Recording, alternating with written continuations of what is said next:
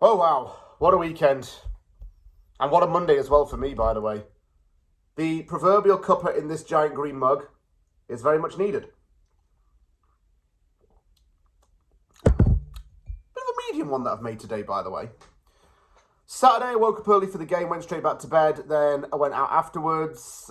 Sunday, I was off work, but I went to watch a movie. Monday, I worked all day. I've had a busy bloody weekend, but I finally got around to doing this video. Do forgive me, please. I know I work a lot. I have things going on in life. Please don't get on my case. Anyway, it finished. West Ham United 3, Sunderland 1 at the London Stadium. Back-to-back wins. 20 points gained so far this season, and it feels good. I had a feeling we'd beat Sunderland. I told loads of other West Ham fans that we'd beat Sunderland, and we really did do it. The first half was just complete dominance and very good football. The second half was disciplined and limiting Sunderland to just the one goal. I say that because whenever we've had 3-0 leads in the past, we've ended up, screwing it and losing. So we did well to see this game through. Very impressed with our pressing. Very impressed with our work rate and commitment to winning every ball. Very impressed with the dynamic of the team right now, and very impressed with Paco Gémez. Ever since Nuno appointed him as a coach, Gémez has been a very vocal person on the bench. He's been a major influence in Nuno's decisions, and I'll get on to a little bit more why later. And he's somebody who really seems to want to be around the club. The team was unchanged from Spurs, but James Ward-Prowse was back in the team on the bench. West Ham grew into the game, and it did show off. I mean, yes, fair enough, Areola had to make a diving save to begin with, but West Ham really started to dominate the game, and the presence showed. Somerville made it 1-0 on 15 minutes with a header, and I have to say, as much as Bowen is the player who assisted the goal, Souček also had a role to play off the ball, and he's done this many times for us. I'll explain why.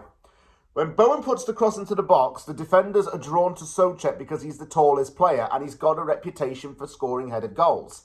Because of this, they don't notice the smaller and more slender Crescencio Somerville nodding his head onto the ball. It's a powerful header, straight past roofs, and it's 1-0 to West Ham. Somerville scores in consecutive games.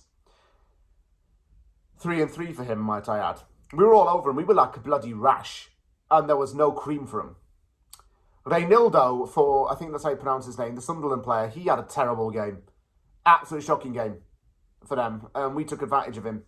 Ollie Scholes showed a bit more of an offensive output, more than so than defensive, and he started to really make that left-back spot his own. He's permanently there. It's giving Deuth something to think about. Scholes was fouled, the penalty was given to West Ham, Bowen took it and scored. He nearly slipped, actually, when he was taking it, but he put it into the bottom right corner, and it was 2-0 at that point. Bowen with a goal and assist. Looking great. Then we got a goal of the season candidate. I would have to look at other goal of the season candidates for us in order to say that this is not goal of the season, if that makes sense. Right. Tati presses, has a shot which is blocked. Comes back out to Fernandes. Fernandes strikes it from distance, curls it into the net. Steadies himself and just fires it. Roofs just tried to get a hand to it. He gets a little bit of contact like that, but it goes into the goal. It's 3-0 by half time. Fernandes absolutely a unit. Complete midfielder by definition. Tati as well, and Pablo Felipe pressed like crazy. Worked hard. The second half wasn't too eventful from a West Ham standpoint. Brobe made it 3-1 to Sunderland.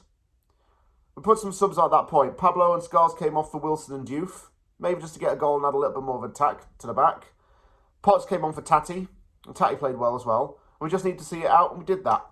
Unfortunately, in stoppage time, something did happen. We could have had it 4-1, but it didn't happen. Sunderland defender and Mavropanos were like that on each other on the goal line, having a bit of a spat. Fernandes, meanwhile, smashes a long-distance efforts against the bar. Comes back out to Souček, who puts it into the net, after we think, but it turned out he fouled the keeper and it wasn't given. It was 3-1. It ended 3-1. Somerville came off for Kilman just in the last few minutes, and this is where I'm just going to mention it. Gémez absolutely lashed out at Nuno and told Kilman and said that Kilman should not come on until after the corner was taken. He did right. Like when we finished 3-1 to West Ham. Keep this up, Hammers. Keep playing like this with intent, and we will be okay. Forget the teams around us. We'll be okay. We just need to take care of our own chickens, if that makes sense. And we'll be fine come May.